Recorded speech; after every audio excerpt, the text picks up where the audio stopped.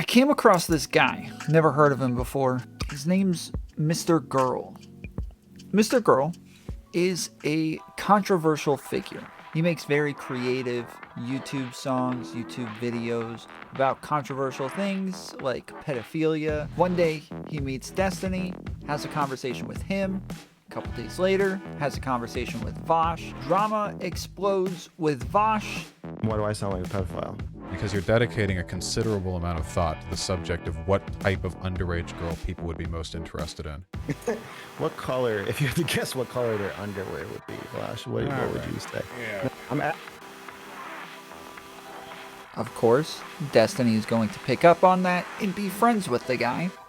So the main questions that Vosh could be a fascist. I don't know where he's sitting right now. And that blows his career up. The guy was already a YouTuber, but now he starts streaming. Now, it's not Destiny alone that made his career. He's an interesting guy. Not only does he talk about provocative subjects, but also he stares right into the camera while he's having a conversation with you. Not only is staring into the camera during a live stream or a conversation not normal, but it also makes the person feel like this is a more personable conversation. And not just the person that he's talking to either, the audience as well. He has awkward, long pauses and doesn't rush to jump into the conversation. No, I'm going to do my best to strive to be as honest as possible. Okay.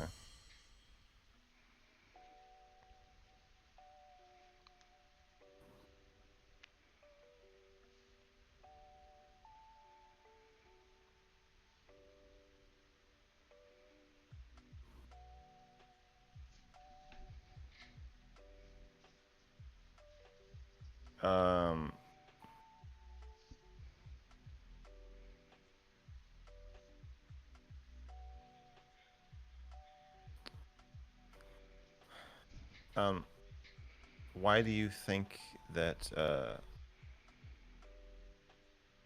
He's not trying his best to get his next word in, but he also has a very creative mind and thinks about things a little bit differently than everybody else. Sometimes this can be good, where he thinks about things on spectrums and gives it a little bit more nuance. Sometimes this is a negative thing, where he wants to have conversations about the ways that you're having a conversation. I don't want you to think that I'm being bad faith or whatever. I really do think we just have very different outlooks on stuff. That's why I thought it would be interesting to talk with you about this in particular. So like with Q, I know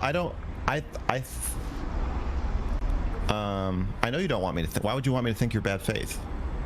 because you said you don't believe me, but I've like explained really truthfully like how I'm internalizing this. Well, I don't believe you. Okay. I don't know if that means you're bad faith. It just means that you're careful. Do you think I'm lying to you though? I think there is some percentage of it that you're lying to me and some percent that you're lying to yourself. And I am trying to work out which is which. You didn't, like... Whoa, you didn't ask me any direct questions. What do you want me to answer? Do you want to go back and ask me more about cuties? Do you think the age of consent, like I asked you... You already know the answer to that. Yes, no. Do you think... You didn't ask me that. You should already know the answer to all these questions you're asking me as well, based on what we've already spoken about. Like, it's really No, I literally don't know that. I literally don't know the bullets. answer to these questions. Why did you believe me when I said that to you? Why did you refuse to believe you me were when lying. I said that to you? I gotta be honest. I feel like if I answered no to that question, listen, this might be a really good example. Off the top of my head, I can think of 5 really strong examples of you projecting your experience on other people, and it usually comes to a head when you accuse them of lying when they give an answer. And one of them, I'm not accusing them. I'm not accusing them of lying. That's not what I'm doing. You do it. I believe you don't know that you do this, but I can offer you a couple examples. I don't think you understand what I'm doing. Okay.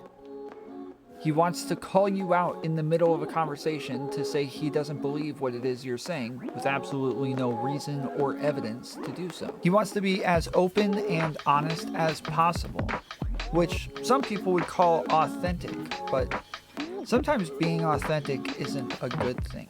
When you lose the ability to understand where other people draw their lines, and you don't seem to reciprocate social boundaries, that most people would place on others in public, you can seem like a dangerous person. It's hard to trust somebody like that when they don't actually understand how it is you want to be communicated with. And being a little bit too honest, being a little bit too authentic can be a bad thing. I don't want to know everything that's happening inside of your head. I don't need to know your feelings at all times. Sometimes I just want to have a conversation and I want you to make points and I want to make points and then I want to move on. I don't need to be your therapist. I don't need to be your buddy.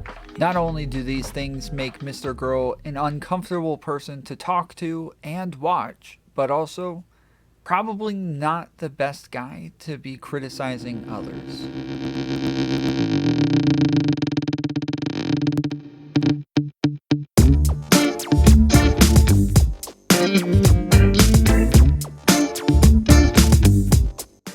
Mr. Girl streams on Twitch now and one day came out saying that he was going after Dr. K.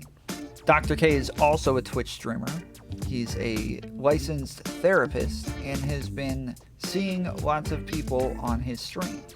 He'll bring somebody on, he'll have an interview with them, and then he'll send them on their way.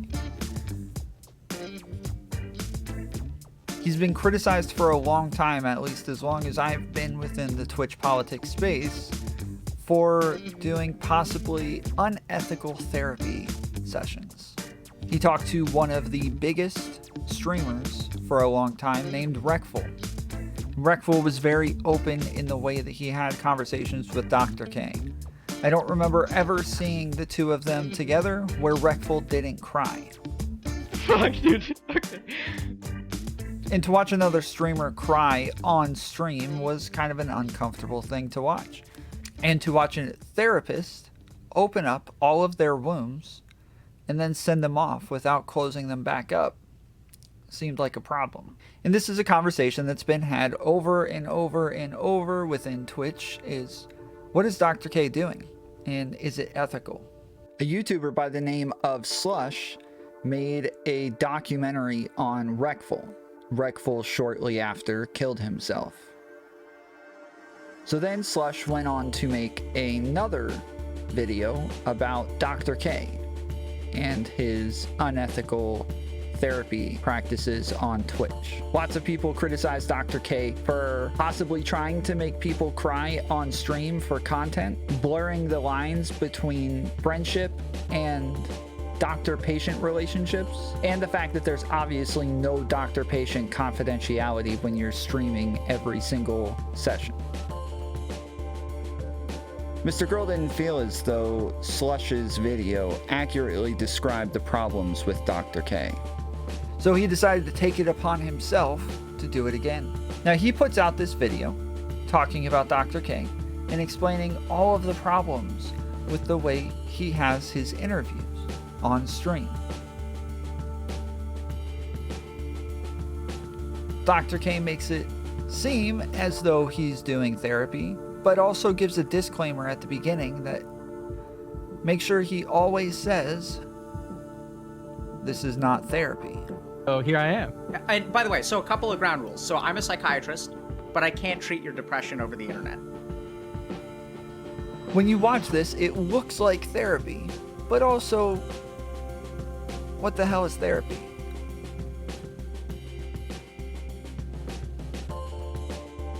I have conversations with other streamers all the time on stream, and this could be therapeutic. I could get into their personal lives, what it is that's wrong today. I might even diagnose them or tell them what I think is wrong, what it is I think they can do to fix these problems. And others do the same for me as well. The difference is that I'm not licensed, and neither are those other people who talk to me. We're not held by a ethical standard like a therapist is. So Mr. Girl zones in on a few key facts about Dr. K and what it is he did with Reckful.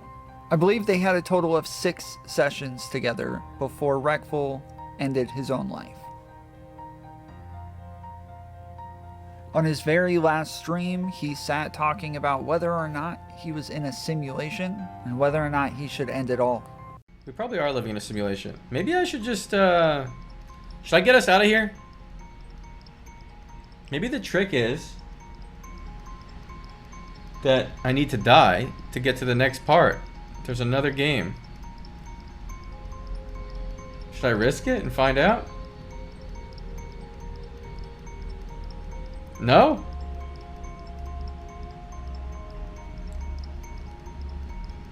What if it's like Inception? Now again, these criticisms have been made of Dr. K time and time again, and Mr. Girl's a little bit new here, so maybe he thought he could do it differently. Maybe he thought he could make it work this time. Get Dr. K's license revoked and make him stop.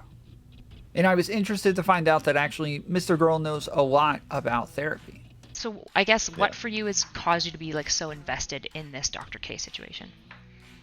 My grandfather is a psychologist, or was, till he died. Dr. Carson, with a K. My father is a psychologist, Dr. Carson, with a K. I have a bachelor's in psychology. I was raised learning about just clinical psychology, like around the house, principles. I edited my father's book on therapy when I was in college.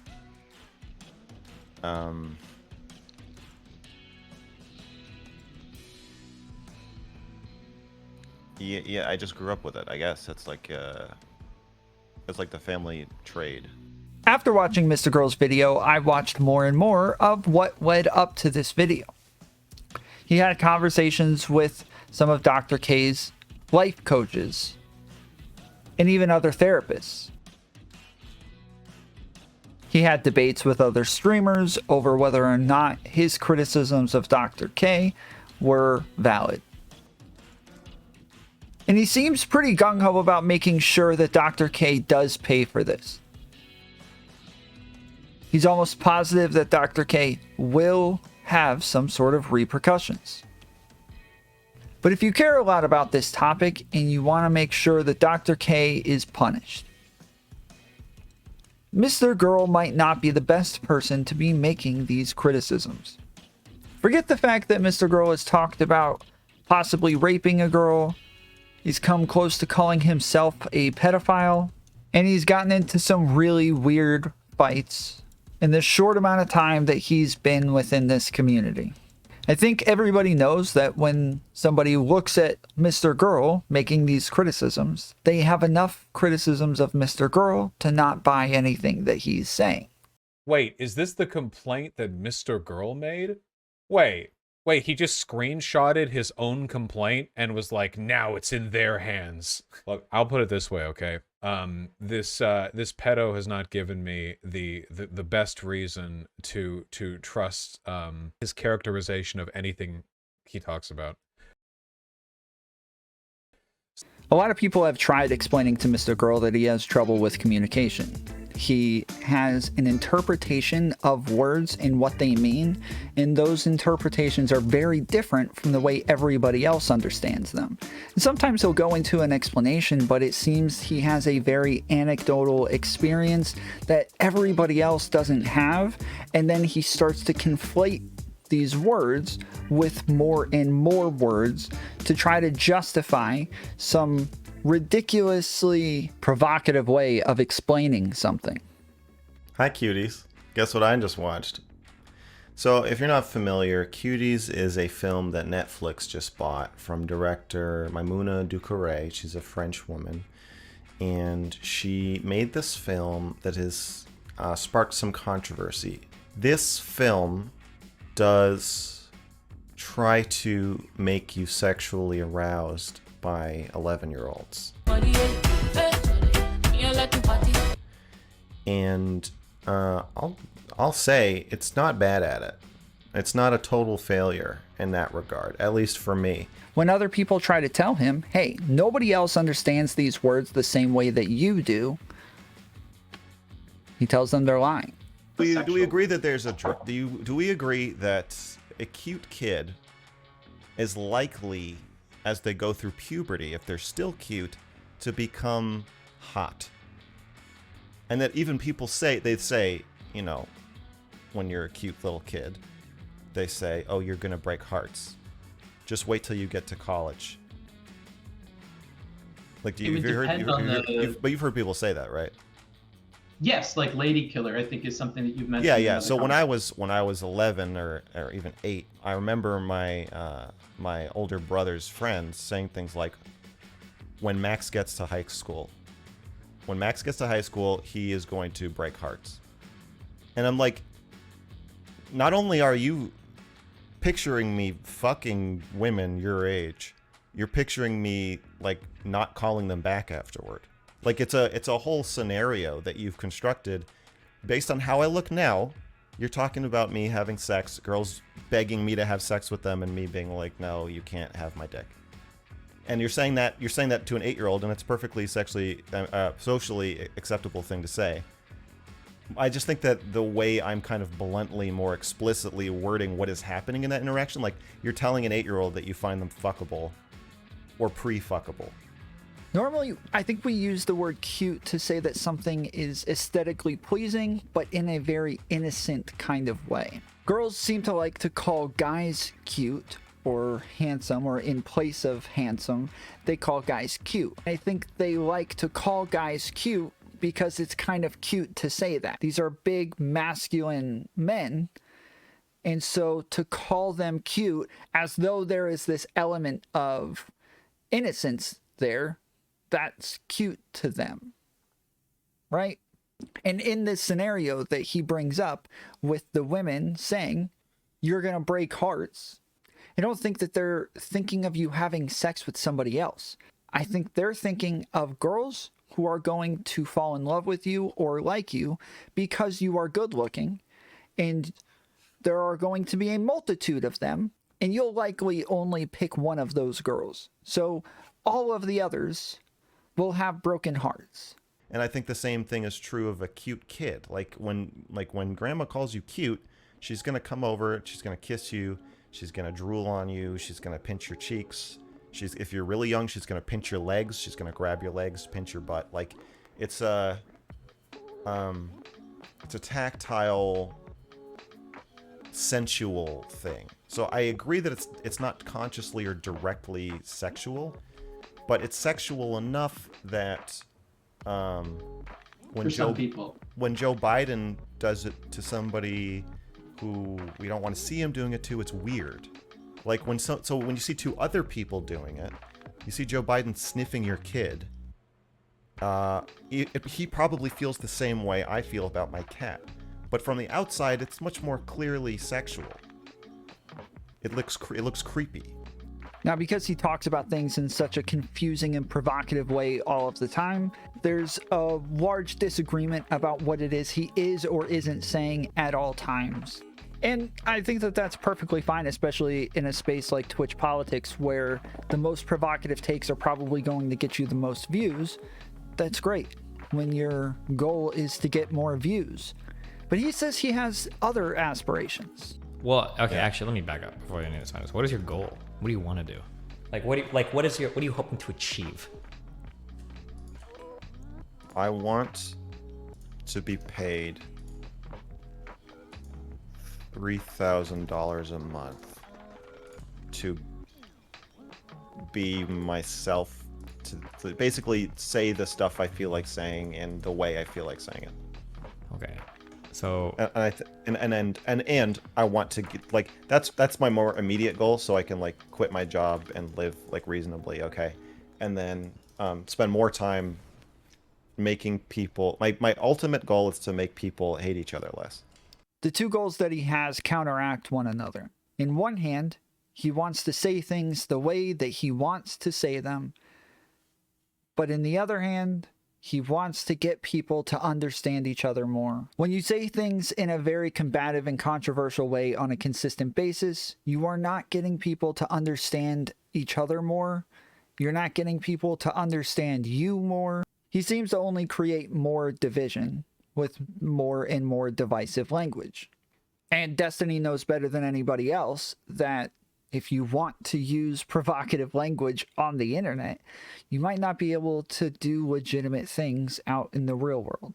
I haven't looked into it recently, so you might be Sure, right. this Like, might be oh, specifically in Wisconsin, but like the rioting needs to fucking stop. And if that means like white redneck fucking militia dudes out there mowing down dipshit protesters that think that they can torch buildings at 10 p.m., then at this point they have my fucking blessing, because holy shit, this fucking shit needs to stop. It needed to stop a long time ago. The difference is I think Destiny knows exactly what it is that he's saying when he says those things. But Mr. Girl doesn't really communicate what it is that he wants to say very well. It's funny having like professional public speakers not very good at communicating what it is that they want to say. With that said, I'm a huge Mr. Girl fan. I actually really enjoy the way that he talks about pedophilia. I enjoy the way that he talks about consent. I think that he's an insanely interesting dude. I know that the video's called Mr. Girl Hit Piece, and that's only a meme, kind of because he said this. If I say I'm keeping myself out of the video, I'm just going to be this authoritative voice just reading to you. That's it. That's all I'm doing. But then I say, and then I'm also going to use that authoritative voice to start making kind of like points and arguments and tying things together for you. I think that that's almost worse than me just saying like, you know, I fucking hate this guy. Let's destroy it. And this is a hit piece. My first thought was like, I'll just call it the Dr. K hit piece. Like, fuck it. Yeah, it's a hit piece.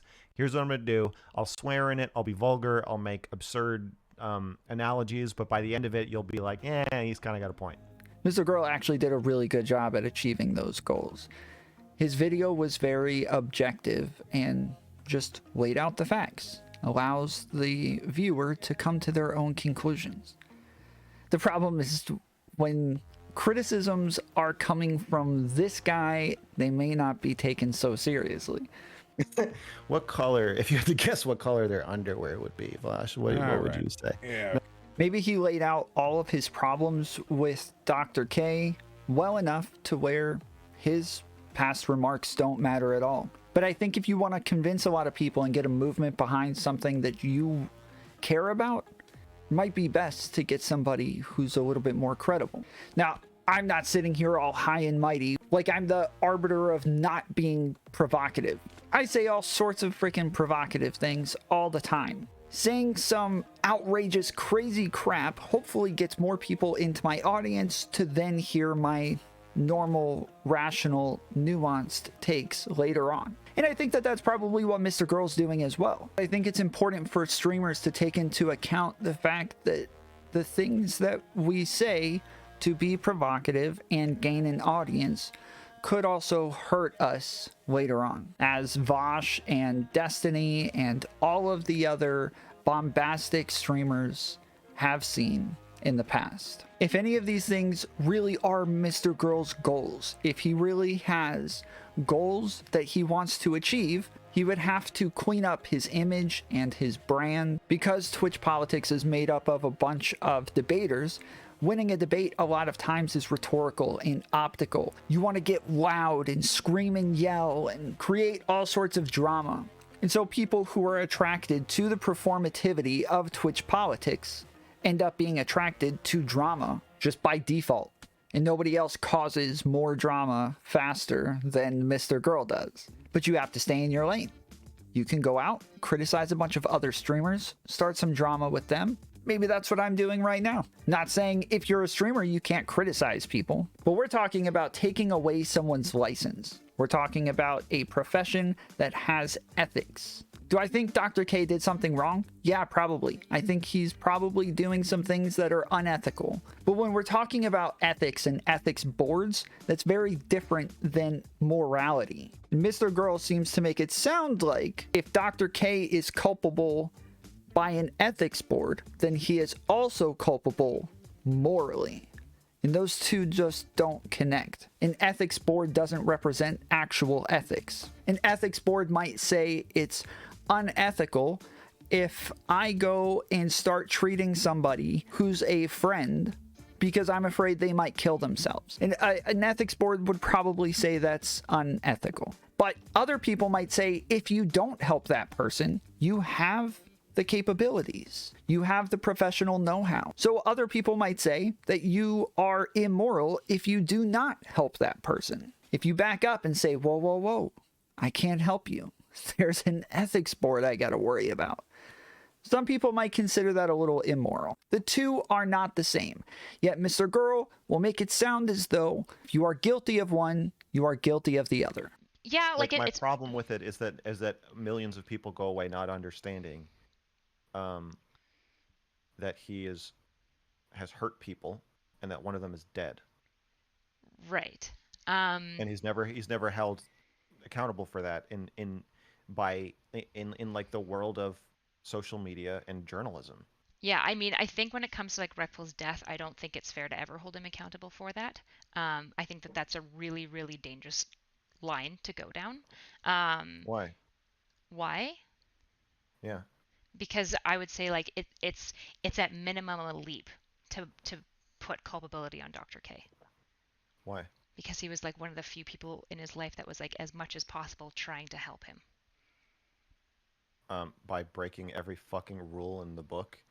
But manipulating him, playing into every single insecurity that Reckful had. It's like he found his wounds and stuck a fucking knife in them. And this is more just ridiculously irresponsible language. Dr. K is not responsible for Reckful's death. As far as we know, maybe Dr. K actually extended Reckful's life. Maybe if Reckful never met Dr. K, maybe Reckful would have ended it a lot sooner. I don't feel it's fair to say that he's at fault nor responsible for Reckful's death. And I think it's kind of gross to say otherwise. Now, while making this video, Mr. Girl got suspended from Twitch. I'm smiling. I'm not happy about it. I just so happened to get banned from Twitch almost exactly a year ago. Perma-banned from Twitch for talking about pedophilia. So I will go on and continue supporting Mr. Girl and enjoy his content, but as somebody who studies language, I would love to see him get better at communication. I've sent him invites to come on to no avail. I am now in YouTube purgatory and no longer have the same weight or audience that I used to have, so I can understand why he's not paying attention to the small tomfoolery guy over on YouTube. And I've also seen him say to people recently that he's tired of talking about the fact that he has trouble with communication. And so I guess that's that. I just think he's got a lot of great ideas, and I would like to see him communicate those in a more fruitful manner. There were a lot more examples I could get into. I haven't made a video essay in years. This took me, it's a 30-minute video, took me 4 days. So I'm gonna go ahead and call it there. I don't know if any of this made sense, but like, share, subscribe.